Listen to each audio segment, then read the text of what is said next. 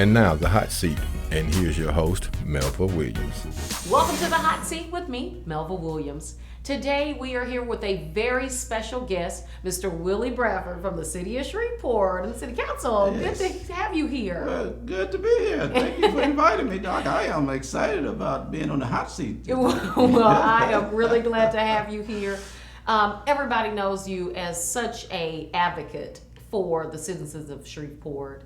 An advocate for those who put you in office, and you've done such great work. Well, thank you. And I know for Southern University and so many other institutions that work with you in the city, we are so grateful to have you as one of our representatives. So thank you for being here. Thank you, Thomas. I appreciate that. Well, we're going to get right to the hot seat Let's and talk about some city issues. Okay. I know the one big thing that a lot of people are buzzing about, the water issues. Can you give us some of the information surrounding what is going on with the water here in Shreveport? That's one of the topics that we have to address almost weekly. I mean, Wow. And the reason is several reasons. The issue with the water as it relates to us being under a consent decree to improve our infrastructure, water and sewer infrastructure, that has been mandated by the government, which meant that we had to refigure how we would collect water fees. Mm-hmm. And we got new equipment, new meters. Some of them was electronic, some of them was manual. And those systems have not been able to match. Mm-hmm. We have, on one hand, we have water readers who are manually going, looking at water, and then we're supposed to have this other technology where the driver can drive by and use a monitor to read the water meter. So the residents are getting wrong readings in some instances. Mm-hmm. And the reason that's happening is that because of the consent decree, the government had required us to put into place a mechanism that will generate enough funding to do the work. Okay. And so we had to up our technology in a way where we went to a tier system based on how much water you use. If you use less water gallons, right.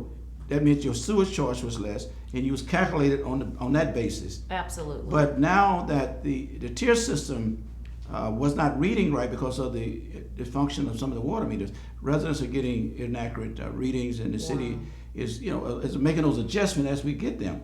But that's something that we are in the budget season. We had a budget meeting yesterday, and we are now going to move into a new phase where all of our meters would be replaced with electronic meters, where with the latest of technologies, where we would eliminate this constant problem of wrong water meter readings. Wow. Yeah. So that makes a lot of sense, and I know a lot of citizens are, just really concerned. What do citizens do if they feel that they have gotten an incorrect bill? What should they? What are some of the first steps? The first step is to contact the water company, certainly. Mm-hmm.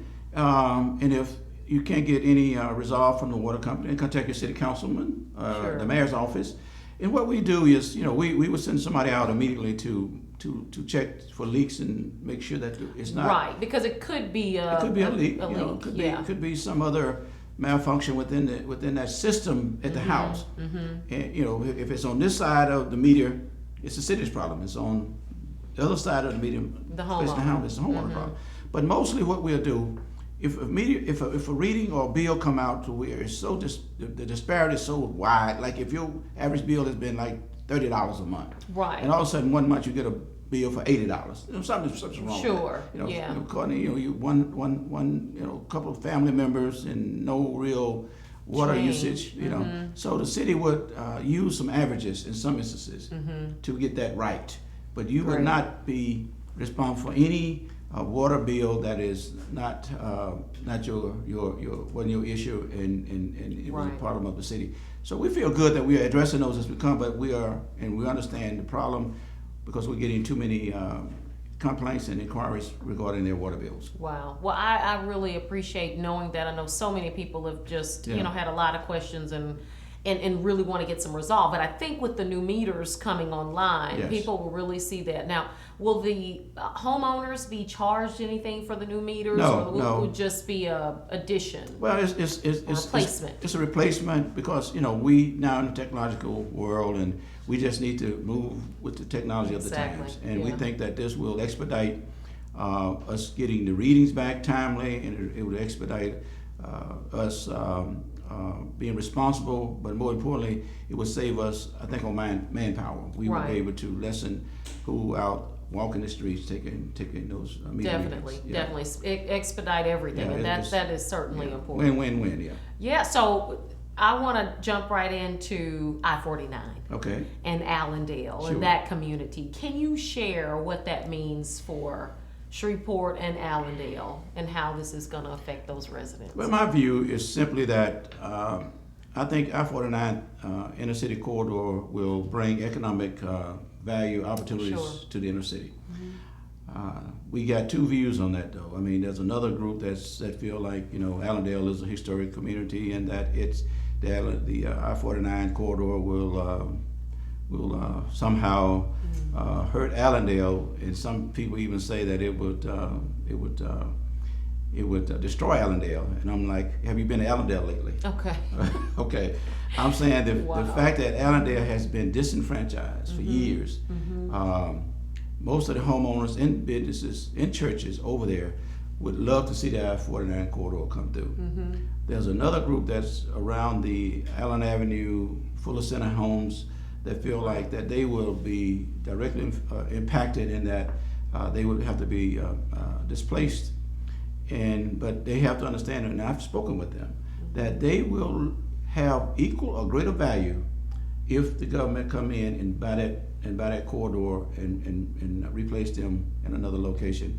Their homes, if they in a 15,000 square foot home, they would get a 15,000 square foot home. If they have a 4-bedroom home, they would get replaced with a 4-bedroom home. Wow. And I just feel like the benefits of coming through the city is way more than us going around and looping it to where we wouldn't create anything because it's already being looped. Right. But coming through the city would give us access to downtown, would create a new business corridor through around that situation. So how do you envision that? I mean, so how does that economy grow with is it people getting off and stopping and getting gas and having stores all those shops and shops all and those shops would come along that Ford Street, Caddo Street, Pier Avenue Street, Malum Street, all that would be developed, and because we would have new traffic, new volumes of people coming into this area. Sure. Even to get downtown. To get downtown is a hassle,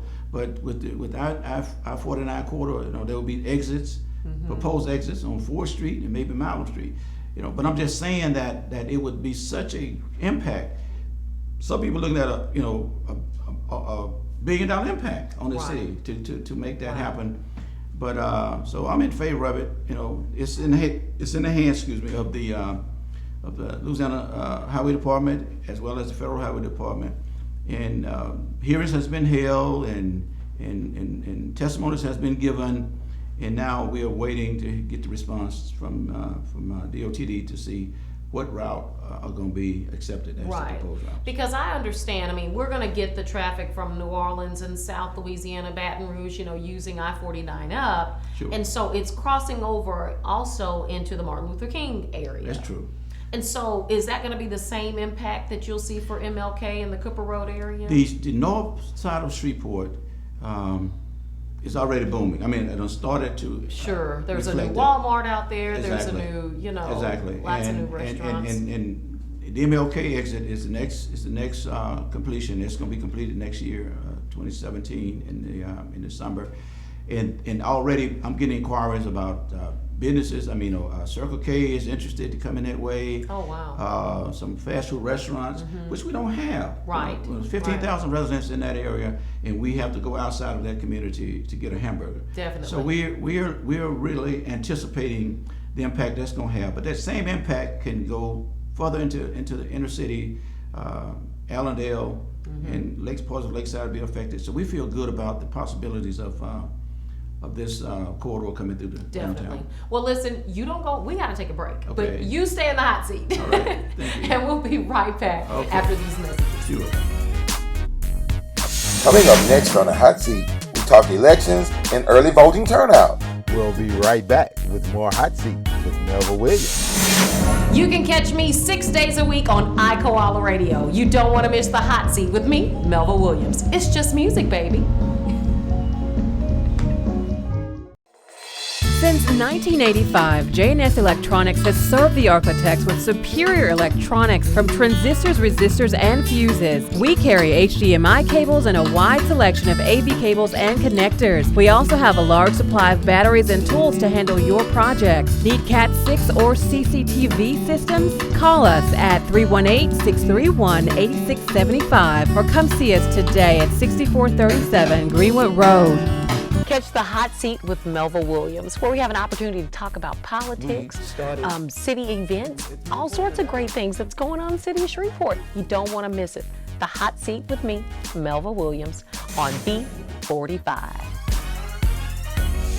Welcome back to the hot seat with me, Melva Williams. We're here with our special guest, Mr. Willie Bradford of the City Council. So thank you for being here. Again, thank you. I enjoy the opportunity to be here. Thank you. Yeah, we're really excited to have you because so many citizens, want to know what's going on with City Council and with the city and what's, all of the things that are going on, not only locally, but nationally. Yes. And I mean, speaking of nationally, the upcoming elections. Yes. So on November 8th, we will have a presidential election. We'll also have local bills and local judges on that docket. Mm-hmm. Can you talk a little bit about, I've passed by the early voting and the line is wrapped around the corner. Every day that line has been extended out almost over to Texas Street. This has been one of the largest early voting turnouts we've had in Kettle Parish in a long time. What does that mean? What do you? That means that people are focused. That people are interested. They're paying attention to what's going on in this country.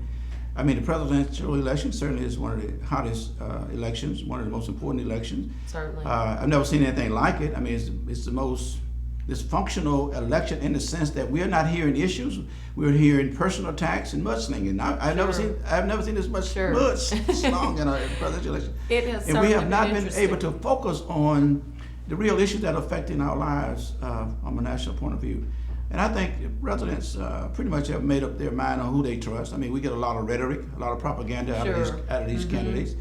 But I think given the last 8 years where President Obama has been obstructed in every way he could have, I think the progress of the nation has been impeded.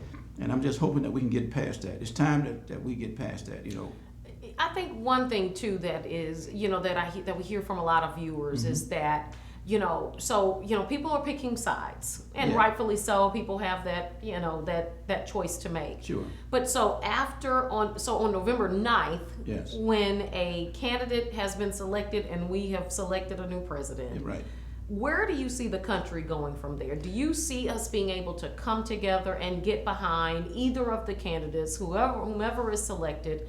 Do you think Americans, and especially, folks in our community, can rally behind whomever is chosen as the commander-in-chief? Well, listen, this country is polarized in such a way. Every election over the last 4 elections has been almost divided, 50-50. Most of our presidents get elected maybe 53, 47, 55, 45. Sure.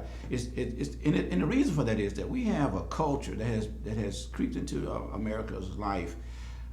It started with the Republicans saying we want our country back. That was the last 8 years of Obama. We want our country back. Now we got a candidate saying let's make America great again. I'm like, you make America greater again by lifting up the weakest of Americans. You don't make America great again by saying let's eliminate the things that has made America good, because America has not been great. It has never been great. As long as we have the poverty that we have, as long as we have the unemployment that we have, as long as we have jobs going overseas like we have, so America ain't gonna be great, because America never has been great, because its poor citizens are still its poor citizens. And the richest have gotten richer, and the poor has gotten poor. But I think we can come together and reason together.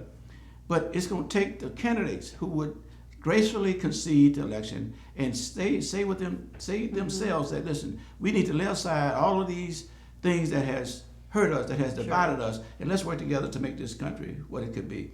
So let me, you mentioned "Make America Great Again," which has been, the slogan for Donald Trump in his campaign. Right. Have you been able to, maybe think about or consider that period in time that he is thinking about when America was great? I mean, that has been a continuous question. He's saying "Make America Great Again." So when do you think that point in time that he was referring to? I have no idea. I really don't. Because someone once said that, and I'm using being black in America has never been good. It's just that some days has been better than others. And that now we're in a situation where the black unemployment is twice or three times as high as the white unemployment. The Latinos and Mexicans are now the second, besides the white population, the majority of Americans, but yet there seems to be this stigma regarding African Americans, and that they feel like we have taken their jobs, we've taken their benefits, and they look at us, and they, I don't know why, but they continue to look at us as welfare people. And even Donald Trump said, what do you got to lose to vote for me? Y'all living a pathetic, sorry life anyway. You get shot going down the street. But I'm just saying, but the culture was created to make black America to what it is. Opportunities was taken away from us. Shipping jobs to Mexico, into the other overseas countries has really, really hurt the middle class African Americans. Mostly now you have to have some type of professional certification Technical, degree exactly. to make it work. The General Motors and the AT&T's, that's long gone. gone. You'd have to have some type of computer literate understanding to even work at McDonald's, because everything there is screens and computerized. Sure. But we haven't kept up with the times, and that has hurt us. But we just haven't had the opportunities or the resources to provide for ourselves like we should have. Which leads me into saying this, if I can. Yes. That Shreveport, we having that same type of conversation going on here. Exactly. We are transitioning into a majority black city, for instance. We have. And so tell me, how do you see, what are the numbers that support that? It supports it on all areas. Demographically, we are 58% of the city, African Americans. On our voting rolls, we are 56% of the city. So, wow. So I'm looking for Caddo, the Democratic, to carry Caddo. For the Democrats. But I'm just saying, but there's the division is the disparity that exists within Shreveport. Even though we are 58% of the population of Shreveport, we are the poorest citizens of Shreveport. Wow. And we've been the poorest citizens of Shreveport.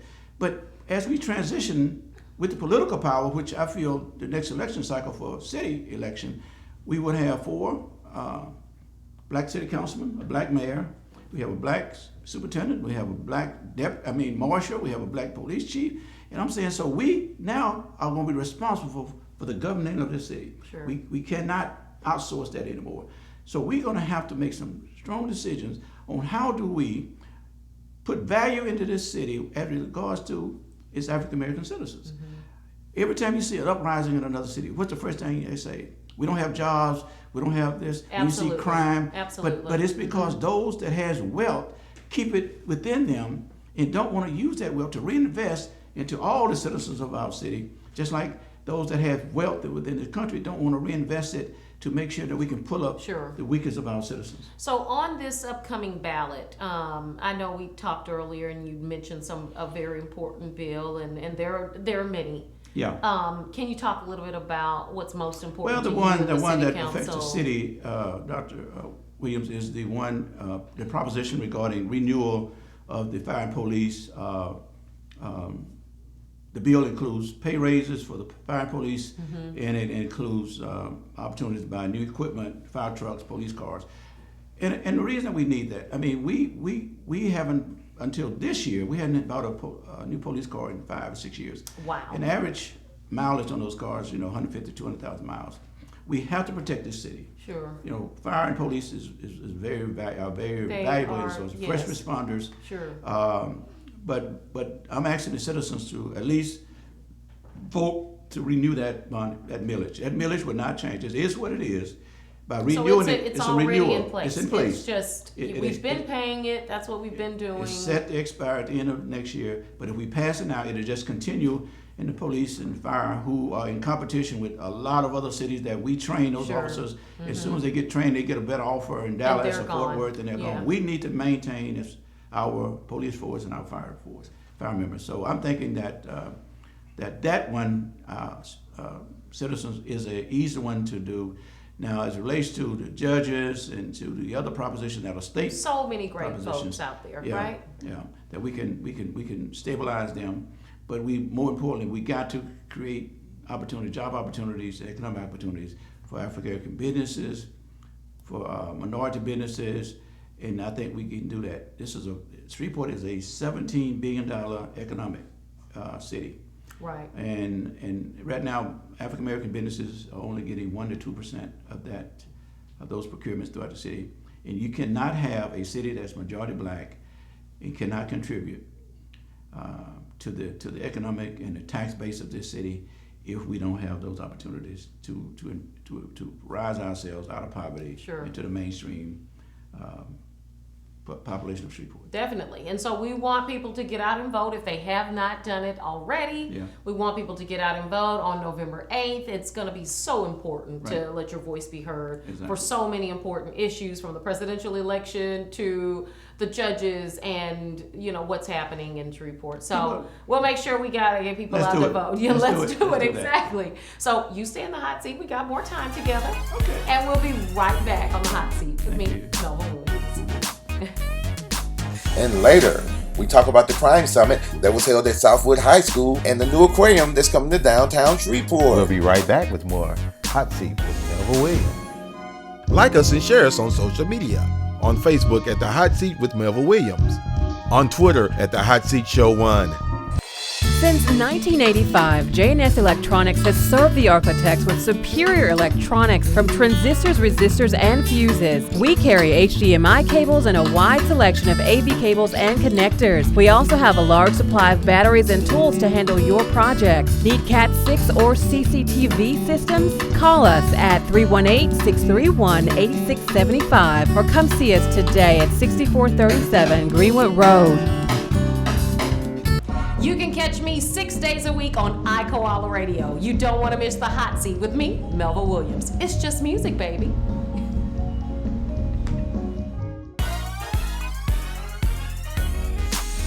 Welcome back to the hot seat with me, Melva Williams, and we are still here with our special guest, Willie Bradford of the City Council. Yes. So we've had a great conversation. I've enjoyed, talking about the city issues and the water and what it means for Shreveport to get out and vote. Yes, so, yes. I want to talk a little bit about crime in the city, and there was a big crime summit at Southwood High School. Can you talk a little bit about that and some of the results and what was expected from that? Yes, that was initiated by our crime statistics are actually down. Great. But what we have is a surge in homicides. We have 36 at this point. That's way too many. That's actually about 4 or 5 more than we had the whole year of 2015. Wow. So the mayor got a group together, and we planned this out for about a month or so to have a summit. It was entitled It's Everyone's Concern, a conversation on crime and violence, because it is everybody's concern. Sure. If it ain't your concern today, it could be your concern tomorrow. So we had a great group of panelists. We had workshops or seminars and sessions outside of the main audience. So we addressed to try to address the root cause of the crime, the areas, the opportunities that our people could go to help assist in reducing that crime, because the police department cannot do it by themselves. Sure. So it's going to take citizens. It's going to take citizens. So we try to get people to organize neighborhood groups and organize neighborhood watch groups and become more vigilant within their community. But we also touched on some of the root causes. And the root causes of a lot of this crime is joblessness. Yeah. In some instances, poverty, hopelessness. So we had people there who could put together some type of, we committed to doing some job fairs and to make available some opportunities for our citizens. We're working to recruit new businesses to come to town, but we're going to have another one. Oh, great! Yes, because people were asking, "Is that Southwood? Are we going to do it at another place?" Well, the plan was that we was going to hold this one, collect the data, because these groups, these spin-out groups, are organized to the extent that they're going to use their information, feedback from those attendees, and we're going to create another round of series of these talks to where we can actually take the individual presenters out into the community without holding the whole summit. Sure. So we're looking at doing that, but we know what we're faced with in the end. Joblessness and violence is almost they're correlated. They're correlated. Definitely. Yeah. And so we was really happy about the turnout. We was happy about the results, but we're going to be meeting in a couple of weeks to get all the data back because we had the facilitators, then we had the recorders, we had the feedback from the audience. So but there's more to be done. Oh yeah, it was a start. It wasn't the end. It was the beginning. So one exciting thing that is coming to Shreveport that I know a lot of kids are really thrilled about is the aquarium. Yes. Can you talk just a little bit about that? Listen, Shreveport is long past getting those quality, wholesome events, And activities, attractions, yes. here in Shreveport. We're a medium-sized city. We don't have a zoo. We don't have an aquarium. We have hardly nothing for our young people to do. This project is going into the old Barnwell Center. Yes. Which was hadn't been The had been planetarium utilized had not been used. in 5 years. Yeah. And the city responsible was only for, and we had money from the 2011 bond proposal to do some cosmetics to it. The company, Aqua Group, is going to come in and renovate the whole thing and make it aquarium ready, if you will. Wow. They're gonna. It's a private public partnership where the city is going to rent the building to them. They're going to fix it for the aquarium. They will collect a fee, entry fee, maybe $10 or $12, maybe $6 or $8 for young people. But it's going to attract these people are reputable. They have aquariums Sure. in other parts of the country, and we feel so fortunate to get them to come to Shreveport, and we're excited. The opening date is sometime in the summer of 2017, and the visitors, the tourist attraction, the downtown development of residential areas, and other restaurant facilities. It's just gonna bloom. It's gonna blow up. I mean, Shreveport is gonna finally become a city on the grow. A destination Destination, city. exactly. Yeah, well, I am really thrilled about the aquarium, and thank you for coming on the show. Oh, this my has pleasure. been absolutely spectacular. Like I said, you've been a great friend to the city of Shreveport and such an advocate for so many issues. So I thank you, sir, for joining me. Thank you so much, Dr. Williams. It has been great. I appreciate it. And you have to come back to the hot seat. I'll be happy to come back. Good. I love the hot seat. Well, great. Well, thanks for joining us, and we'll see you again next week with a very special show. You don't want to miss it.